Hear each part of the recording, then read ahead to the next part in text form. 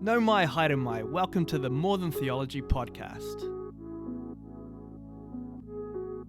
Good day, everyone. Welcome to the More Than Theology podcast. My name is Ben Devery, and I'm joined here by Dave Mann, who is with the Shining Lights Trust. Welcome to the podcast. Hey, kia ora, Ben. Great to be here. Awesome. It's great to have you here.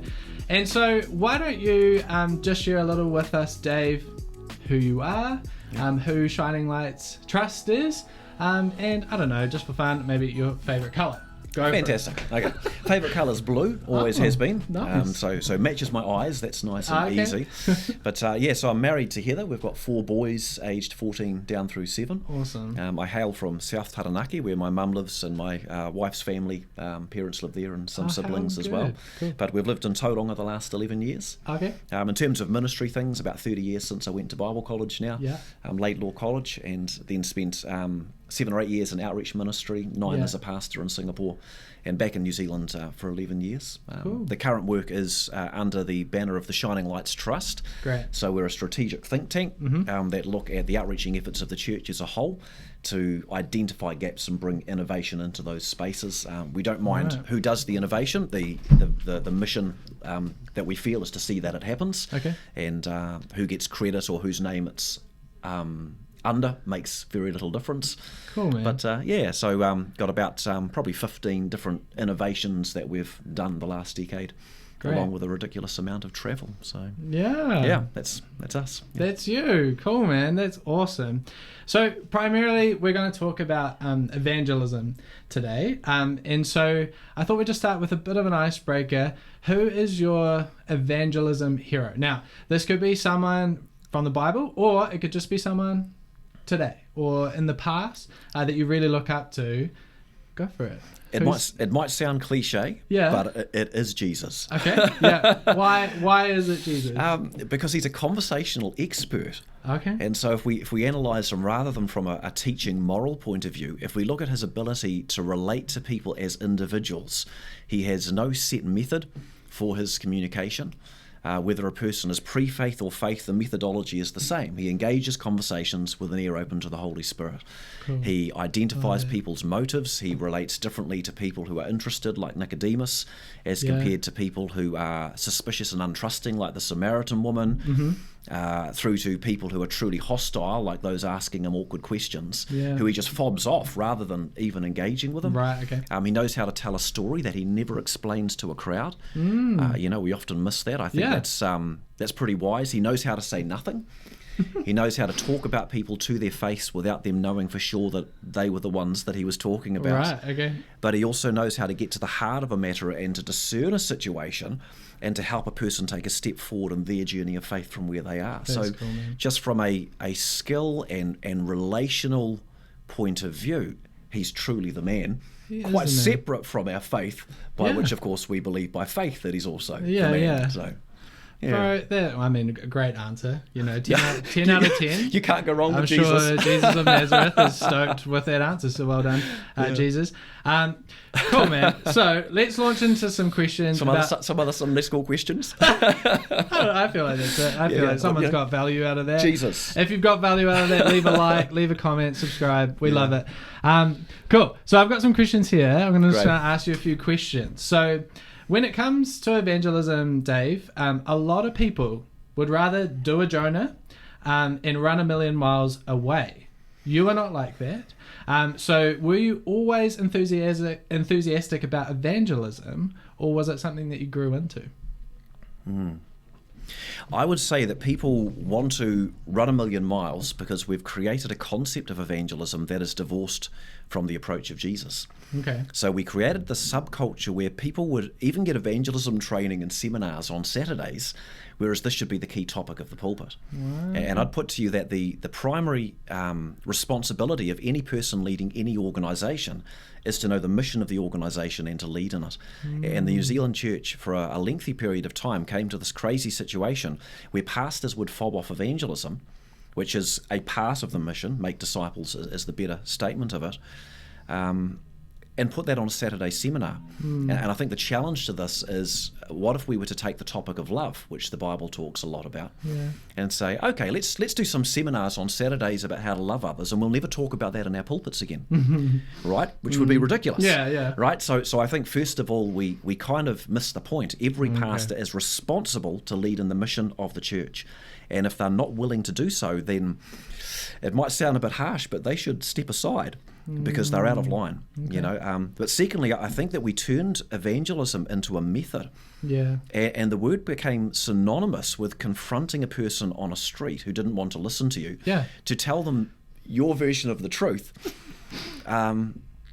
And we're now in a multi-religious society in terms of how people believe. Most would be, you know, in the post-Christian, non-Christian kind of demographic as far as their beliefs go. Right. And we're accosting them awkwardly to tell them what we think the truth is, and we're completely missing the mark. So I think the average person being forced into one of those, I was going to call them silly seminars, you know, they might have a place, but it's about how we approach it. Is looking at it and going, oh, God, help me. They're about to force me to go and speak to a stranger on the street, and I'm still struggling to talk to my friends. In which case, we've really missed the mark. If we were to redefine it, is the goal that we share the gospel? And just to be provocative, no. Well, it is, but it's much bigger than that. And I love the way that David Geisler, who's the son of Norman Geisler, the apologist, puts it. He says, our goal is to help people every day and in every way to take steps toward Jesus. Cool, man. So if a person's miles from Jesus and we're trying to tell them about Jesus, they don't even think God exists yet.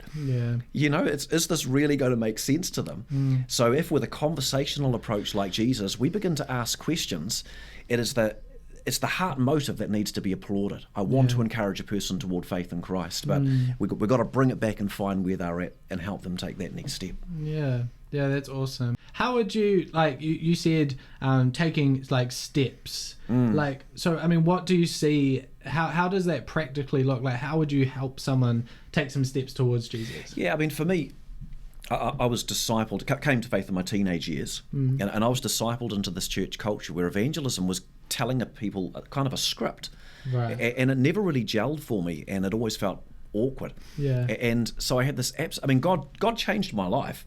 I am so grateful to God. I can't not believe in God. My life was literally changed by coming to faith in Christ. Some supernatural being I can't see touched me, and I knew that I was loved. I was transformed inwardly. I can't deny that experience. With all my heart, I want other people to be able to capture the reality that there is a God who made this planet. I mean, if you think the microphone or this camera we're looking into is technical, look at a human cell. This world has been created, and with all my heart, I believe that the God who sits behind this world, despite all the crap and suffering, is a God who's genuinely loving and good. And the Bible makes sense of that and explains how those problems are reconciled. I want people with all my heart to know that. And I find myself then as a Christian in this awkward situation where I can't hardly even tell my friends, because I've been bought into this church culture that says that you just got to tell people your version of the truth. So what really cracked it for me was a number of things, but I read a book. It was by David and Norman Geisler called Conversational Evangelism. And just a few things. I didn't have to read much of the book to get it, and to suddenly have the lenses taken off and to look at Jesus afresh. There was no method, there was no formula, in which case you don't go out to do evangelism, you just talk with people authentically as who you are. And so I think if there was a key sentence that helped me, or I think I came up with it, but it was an idea, but then that I've seen help other people, it would be remove the agenda of sharing the gospel. Now this sounds counterintuitive, and it might be like, what are you talking about? You're a Christian, you're supposed to be ... but you can't tell the truth to someone who doesn't believe truth exists. So the question is, what can you do? And the answer is, you can ask a question, and you can engage, and you can discover where the God journey is at in their life and encourage them a step forward. And that's a respectful approach. I mean, I'm a Christian. I can out myself as a Christian anywhere. If I have a DNA of trying to tell you my belief with the hope that you will change, you will know it by my body language before I have spoken. You know, when a salesman comes up to a person on the street, they don't so much these days, but if you just imagine How long does it take before you know the salesman coming up on the street is a salesman? Yeah. You know before they've spoken, because it's in their language that there is intent. There's an intensity. So if we can chill out and take a selfless interest in people, hey, just out of interest, I've never asked you before, Ben, but do you see yourself as a spiritual person? You know I'm Christian, right? Yeah. You know, there's no DNA in that that's saying, I'm about to preach at you. Yes. And when you ask your first question, sometimes, you know, the old school way of approaching it, which suited 50 years ago because culture was different, suddenly will dump on you everything, because I'll go, oh, thank you, Lord, I've got an opportunity to tell him everything, and then I'll go for the jugular. Whereas if it's a conversation, I might just say, hey, look, great question, why do you ask? And look at Jesus, good teacher, what must I do to inherit eternal life? Jesus looks at the fella, sort of sniffs him and says, nah, something's off. Jesus could have answered that question, simple question, but he restrained from answering the question because he thought, I don't know the motive of this man yet, and I'm not quite feeling it. So why do you call me good? No one's good but God. There was probably a bit of tongue-in-cheek. There was probably a bit of a smile at the edge of his mouth, you know, and he engaged to try and find the heart of the man. And in that case, for those, you know, listening who know the scriptures, you know, they'll know that Jesus then did go for the jugular, because it turned out the man had pride in his heart and thought he was better than everyone. So Jesus thought, right, the revelation that you need is to know that you're actually no better than anybody else. You're a sinner like every person who needs to come to a God who's more than happy to forgive. So asked a question which you know, demolished the poor man. I love that. You know, but so the whole idea of being nervous, remove the agenda for a while. It doesn't mean forever, but where we have to start is not telling people our version of the truth. It's starting to discover where they're at, so that we can work out where to connect. I love that. If you're connecting with what Dave's saying, please drop a like, leave us a comment, like tell us what do you think about that. Tell us your version of the truth. You tell us. I think the craziest, I hope it's all right, I'm just sharing some stories and stuff, but I think the craziest I guess like moment I've ever had with with someone was on Queen Street, and I was walking down Queen Street and I kind of just got this like just a feeling, you know, or I don't know if you would call it a prompting or something. I was like, oh, I'm just very aware of God on this street. And so I was walking down the street and this lady came up to me with a billboard, and I was just like, oh, you're going to try and get me to subscribe to something? Poor student, it wasn't going to happen, right? She was going to lose anyway. But she came up to me and she was trying desperately hard. But I could see that just for this lady, there was just something going on. And for me, it wasn't like, I would love to share Jesus with this lady, but I just feel like she just really needed someone to ask, like, how are you? Like, I'm not going to sign your thing. I appreciate you're passionate about it, but are you okay? And she just burst into tears. Oh, getting emotional talking about it. But she burst into tears, and I just said, what's happened? Like, what's happened for you today? And she said, you wouldn't believe it, the last person I talked to chased me into that park and was like rude to her and like, you know, aggressive. And I was just like, that's horrible. The green man shone, and I could have just gone, I'm so sorry that happened to you, I'm going to go.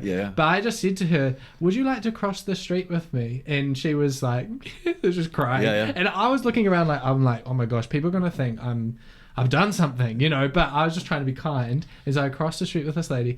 And then I just said to her, look, I don't know if you have a faith or not, but I do. And in these kind of times, I just like to pray. So could I pray for you? And she was just like tears streaming. And so I told her about Jesus. That's who I'm going to pray to. I want you to know. And she was just like, that's fine. And I just prayed for her. And she was just so overwhelmed that I didn't try and push anything onto her. I just asked a simple question, how are you? And it led to this amazing moment, you know, of just sharing Jesus with this lady and praying. And then I just said to her, she was like, who are you? You're so kind. And she said a crazy thing. She was like, I can feel God coming out of you. And I was just like, okay, I don't know what that means, but I'm just trying to love you. And so I just said, do you know that there are other people like me, you know, not trying to be an egg about it, but you can find these people, and they go to churches all across Auckland. Wow. It was crazy. Yeah. No agenda. Yeah. But just asking a simple question. Yeah. Now, I don't know if you have do you have a similar experience or story? Yeah, many. And I think it's just about authentic love. That's it. It's about genuinely caring for people. And when you're authentic, you don't have a script. Yeah. You're just keeping it real. Yeah, that's it. In which case you go off script.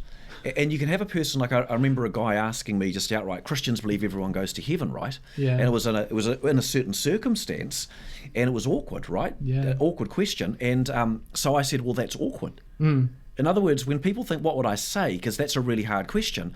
Well, I would suggest what you say is, hey, that's a really hard question. Yeah. In other words, Great. if we can get out of our pretending to be something or trying to be something, stop trying, just be who you are. Has God touched your life? Mm. Do you love God? Do you feel that He knows you? Do you have an experience? Do you feel that God speaks to you through the Scriptures? Yeah. Just tell what you've seen and heard. Great. And keep it that simple. And the nerves don't have to be there. And I think the whole thing of rejection then is key to just have a little conversation about, because let's say you were to ask me about my thoughts on cricket. Do you like cricket, by the way, Ben? I don't, but okay. I'm passionate to hear how passionate you are. Well, that's right. Well, there you go. So my point was I was actually hoping you would be, because then you could ask me and I could say I'm completely not interested, thanks, okay. Right? Because it's such a long game. Yeah. My advice to all parents, as I understand it, if your child plays cricket, they'll play provincial, and they will steal all of your weekends driving long distances to go and play a game. And they're only 6 years old at that point. Yeah. What's the future of your life going to look like? So, anyway, if I said that and you did love it, or vice versa, we don't have to feel personally rejected. They're not interested. Yeah. So let's just say we ask, as I have a number of people, because once I remove the agenda, I could ask a person, what do you think? Do you feel like you're a spiritual person? Yeah. And you can ask those things authentically, because you've got no intent to preach at them. You're just inquiring with no agenda yet, And they can go, oh, no, not really. In which case, you can assess the situation, because every conversation is different. Yeah.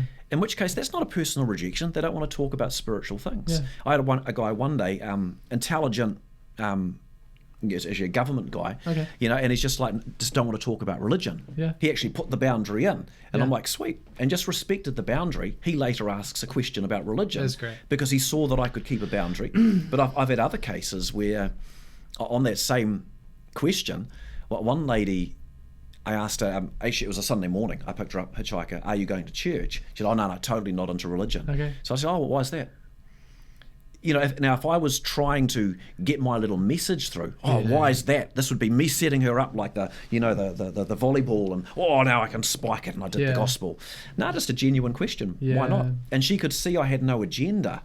And it's not rejection. If she said, oh no, I really don't want to talk about it, I'd go, hey, no worries. Yeah. Hey, how long have you lived out here? Another thought is just simply that small talk's the key to big talk. Yeah. So we've got to learn to just love people. You look at Jesus with that Samaritan woman. Here she is coming down to the cafe in the middle of the day when people don't typically come to the cafe. The woman by the well. The cafe must have been called the Well. Yeah. I think that's what was happening. Yeah. It's small talk. I can give you a coffee urn that'll never run dry. You never have to pay for coffee again. Oh, come on. You can't be greater than the great coffee bean who started this chain.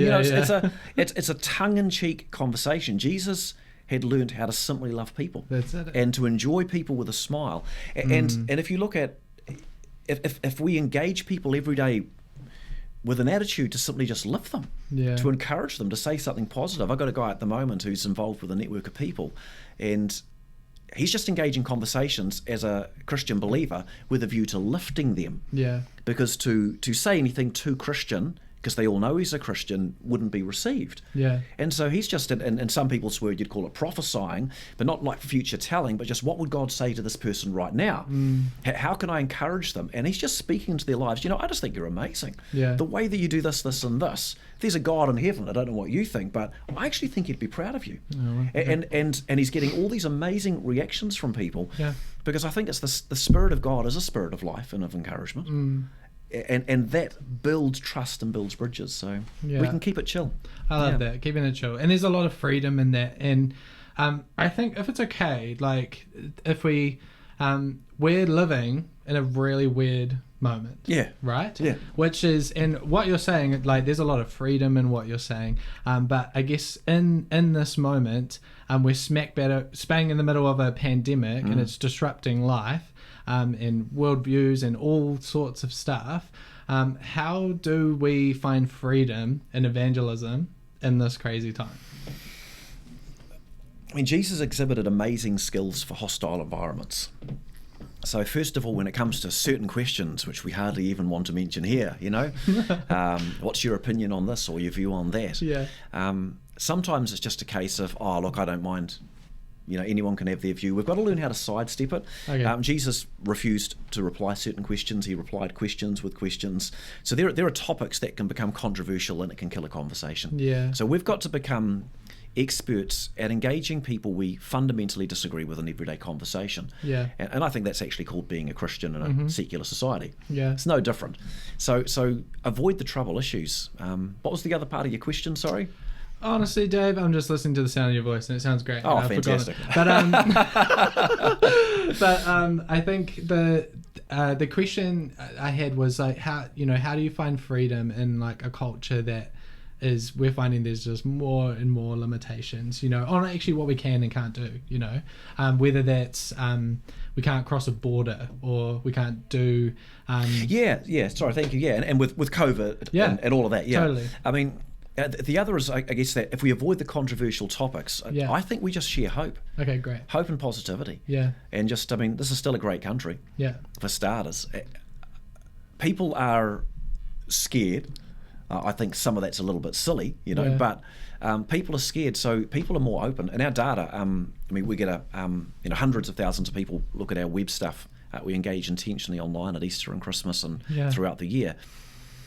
We had a 601% increase in one of our areas of engagement year on year this past Easter. Yeah. So overall, our total engagement declined about, I think it was 19% or something. And that difference would be that the COVID lockdown the year prior, more people were online. Okay. And then if you look at the levels of engagement where a person on social media can like it or hate it, they can comment, they can share, whatever else they can do. We actually had a decrease year on year in that area. So, so however many 100,000 people did one of those things. But then within that, we had an area which was a 601% increase, and that was link clicks. Yeah. Now, if I'm online and I don't want anyone to know I've looked at something Christian, because I wouldn't want anyone to think I'm one of them, I'm not going to like it or hate it or share or comment. So like about 35,000 people did comments, for example, at Easter this year. But I'm not going to do that because you'd know I was there. The one thing I can do, though, if I'm interested, but I don't want you to know I'm there, is I can click. 601% increase in link clicks year on year. Isn't that interesting? So I would just say that as the world gets darker, the light shines brighter. Great. And so we just need to continue to tell the story of what God has done. That shares hope. And what's the evidence that Christianity is real? Look at Peter. He preaches in Acts 2 and Acts 3. For some of our great theological sermons, he was a bit of a loser, really. He really doesn't hit some of the core theology of the gospel. Yeah. He fails to even talk about sin because he's speaking to a Jewish culture that understood the concept of sin. Right. Okay. He spends the majority of time talking about a miracle and talking about prophecy that's fulfilled. It's all about evidences that might bear witness to the fact that this message might be true. And so I guess with our communication, testimony, you just can't go wrong. Right. What has God done in our history? What has God done in our lives? What's God done in your life and the lady out there's life, Yeah. That's always going to speak to people. It builds faith. It points to a reality. If we keep sharing the stories of hope, it draws people in. That's awesome. I love that, man. That's a great response. Great. You had to say that. That was really good. I'm not lying. What do you think, online crazy people listening to the podcast? Let us know. Send us some questions in the comment section if you like. Dave, it's been a joy. I feel like I could literally talk to you all day, but for time's sake, we don't have much time left on the podcast. But we want to give you an opportunity. You've got some resources and some things here. Is there anything you want to share with the people? Sure. Just on Christmas, we're going to lose. Freedoms are a case of use it or lose it. Yeah. And so our nation has allocated certain public holidays for a reason. We've got Christmas and Easter to celebrate the birth, death, and resurrection of Jesus. We've got Anzac, related to the wars. We've got, Waitangi Day, etc., related to Te Tiriti or Waitangi. if we're going to preserve our freedoms to have Christian icons and messages in Christmas and Easter, we're going to have to use those seasons. So, Right. so the Christmas idea is very simple. All of us get creative and return nativity scenes to Christmas by some means. You know, billboards, posters, displays in front of your house, displays in front of your church, whatever it is, put it out there in the public square, and it will normalise nativity imagery as a part of the decorations That's in great. Christmas. So that's just a current sort I of love thing that. prior to Christmas. Yeah. The other would be that if we want to help God's church engage more in conversation, plausibly 1,000 churches, I think, are actually already engaged with this journey. But the key topic is the conversational skills of Jesus. That's the topic. That's great. And at our website, altogether.co.nz, if you go there, we've deliberately created resources that can help churches get the ball rolling. So you'll find sermon series, 6 sermon series. It's all Word documents. They've all got matching small group studies, so you can begin to teach things from the scriptures about conversational and teamwork and other skills related to personal evangelism. You can reinforce it through small group. I've created a series of 5-minute videos called Because We Care. It's all at altogether.co.nz. They can be played during services or in small groups with discussion guides that come with them, etc. But that might just help churches get the ball rolling. That's the most useful stuff because we already preach, we already have small group, and we already, 5-minute videos aren't hard. For about 0.5% or 0.25% of people, you might actually read a book. And so just realistic, the stuff I just mentioned is the gold. Tactics, best books on the topic, starting with those that aren't. But I've written 2 books on evangelism called actually Elephant in the Room and Because We Care. So these are for church leaders on how to change the outreach and culture of your church. So this isn't just conversational outreach, but the leadership side of it as well. For their topic, there's very few books. Kevin Harney's the only other guy I know to have really written on that topic. In terms of the first book, the 3 best books on conversational outreach: Tactics by Gregory Kukul, Conversational Evangelism by David and Norman Geisler, and God's Space by Doug Pollock. So they're great books. Great. And then conversational skills have to be taken to public media. So In One Spirit is a book I've written on how the church could engage more wisely together for that part of our public witness. So Great. It's a myriad of resources. Awesome. And hopefully it helps the conversation continue. Yeah. Awesome. I think what we'll do, just to spice things up a little bit, drop us a comment in the comments section. We'll buy one of these books and we'll send it out to you. If you drop us a comment, we'll just choose someone randomly from YouTube. Sorry, Spotify, it's a bit mean. But we'll send this book out to you if that's okay. And if you get 100 people in your church to all make a comment, you could have 100 books. It sounds fantastic. One person will win one book. Anyway, Dave, it's been a pleasure to have you on the podcast today. So thank you so much for joining us. If you've got value out of the podcast, please leave us a like, subscribe, and we'll catch you in the next one. But for this moment, we'll say ka kite anō. Cool. Ka kite.